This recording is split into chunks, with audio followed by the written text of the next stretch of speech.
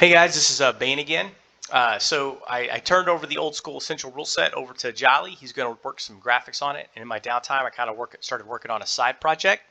I've always wanted to have a shop extension so that I could, specifically, that I could create all of my shops in a master campaign and then export those shops. And so if I'm playing in Forgotten Realms, Evening Star, or if I'm playing in Mistara, Grand Duchy of Karamakos, I can make my shops for whatever village, Stalinford or whatever, and have these living shops within my campaign. And so that's what I created, and this is what I'm going to share with you today. First off, I plan on making this available. I'm going to put it on the Forge. That's going to be hopefully open up pretty soon. We already have crafter access to it, so it will be on the Forge. First off, I just want to show you what a blank shop looks like. And by the way, this is compatible. I wrote it for 5e, but it's also compatible with 2nd edition. I haven't checked it for Pathfinder yet. It will work with Old School Essentials, and we'll see if we can't get it working with the others. So this is a blank shop I created. Actually, let's start another one. Let's blank shop. So this is like a brand new shop, right? So I'm actually not in my master campaign. I'm gonna go back and show you what I created in my module because I want to show you how that works. But I just wanted to show you what a new shop looks like. So first off, you'll notice that there's a shopkeeper token spot on the top and a shopper token on the bottom. So everything's linked to that shopper token. So when you put the shopper token in there, Gregor, if we put him in there, it'll populate his name, and everything that gets purchased will link to his character record. And it'll work just like your party sheet. Okay, it'll just automatically send it over there when the GM hits purchase. Now there's nothing to purchase right now, and the reason there isn't is because we haven't loaded that. The mimic here, only the GM sees that. My daughter drew this mimic, and his purpose is he eats the items. So when you open up your items from whatever modules you're using and you drag it to the mimic's mouth, it opens it up, okay? And some of these like SRD items, they have a range. One thing I'll tell you that you need to make sure you edit that before you put it in there. Now you'll notice there's no link there. You know, as soon as I put an amount in there, there's the link, and I can actually come in here and it actually edits it record for me. It creates a local record here, and so that's important because it's going to go automatically update this gold pieces down here. Okay, but enough of what a blank one looks like. Let's look at what a one from a module looks like, because that's really what's exciting about this. Okay, so you can see this one is from my modules. I have a shops module that I loaded up. I got some old Rob's 2E stuff in here. All right, so there's a shops module. I loaded that. The other thing I did was I made sure I went into my options on my sidebar and I loaded my shops. See, it pops right down here in the bottom, okay? And so what that does is it just lets you open up your shops menu here. Okay, and so we have this one. I made a village blacksmith in Stalinford, which is in the Grand Duchy of Karamakos. So this is part of a module. Okay, now it came over with the token because I put the token in the module when I created it. I gave him his name. I populated with all the items. These are all local copies here.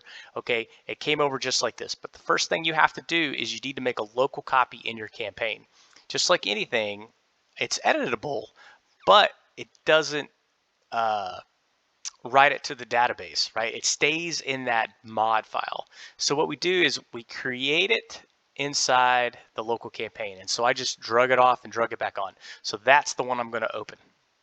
Okay, because this is the one we're going to use for the campaign. So now it becomes, now I can unload the module and you know, I only make changes to that in my master campaign. But now this village blacksmith shop in Stalinford is this living, breathing the store, right? They're going to buy something and it's not going to be there anymore, right?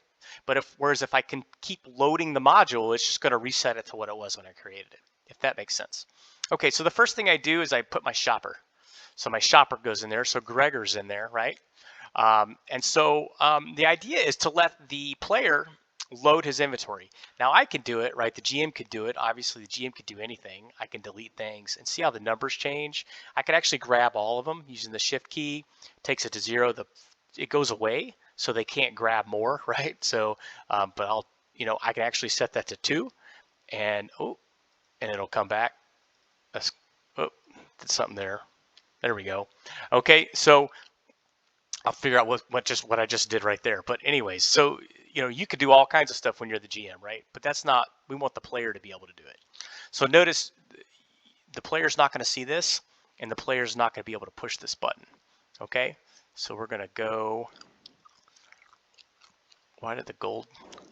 There's the gold. Okay, the gold reset. All right, so we're going to go to the player menu here. Actually, I got to share that. So I'm going to share the shop, right? And so see how it pops up? It's public now. And I can look at, oh, look, Gregor's in the shop. And over here, I've got Gregor's inventory loaded because we're going to see what happens. So Gregor, he's going to buy some smith tools. He's a thief, let's say. So he wants to buy all the thief tools. So he just holds shift and drags and see how it updates that, right? And the whole time, every time he drags something, this number down here, this total cost changes, right? So let's give him he wants to use a short sword. So watch, it's going to go to 130, right? Okay. Now, if he changes his mind, right now, the GM has to edit it, right? So I might add the ability for them to delete. I'm not quite sure. I'm trying to limit the control. And you'll notice there's a little scroll bar here. Okay, so let's say this is what he wants to buy. All right, so Gregor's like, geez, GM, I don't know. I've got 5,842 silver. I can't do the math, right? Okay, so he's going to put 5,842 silver right here and see it's going to populate. Okay, the GM's going to do that. And then the GM's going to be like, okay, we're going to purchase. Well, actually, before we do that, let's don't put any silver in there, right? And let's try to purchase it. All right, so you get a message, not enough funds, right? So it won't let you do it, and it actually won't do anything with the items. So 5,842. All right, so now we have, that should be enough, right? I don't know. I don't want to do the math. I'm going to hit purchase. And, okay, so here's what happened. It said, okay, your change is 454 gold, 1 silver, and 10 copper. Okay, which is otherwise known as 1 silver. The way I had to do the rounding, sometimes you'll get 10 copper. You just have to ignore that. Unless you're a gnome, maybe they pay you in copper completely. I don't know. The second thing you'll notice is that the short sword, the smith tools, and the 4 thieves tools all went into his inventory. Okay. The third thing you'll notice is it deleted all the records in here, and now he's out of thief tools. So pretty cool, right? All right, and he could put his gold in there. He's got 554 gold, 560 or 464 now, and he got his 2 silver, right? All right. So so the big thing is it does all the math for you. You could put whatever kind of denomination of coins you want in there. It'll figure it out. It won't let you put too little in there, and then it'll spit out how much you have left. So I did this. I had a player. I was like, hey guys, just grab anything non-magical out of the player's handbook. Well, he went and bought like 2 Greek fires. And then I went into our keep, and he's throwing Greek fires. He incinerated like 18 kobolds, or sorry, hobgoblins. And then like he threw one at the gate. And by the way, this player was Jolly GM, by the way. And incinerated some more goblins and these other orcs, and then they all escaped. And I was like, okay, this is ridiculous.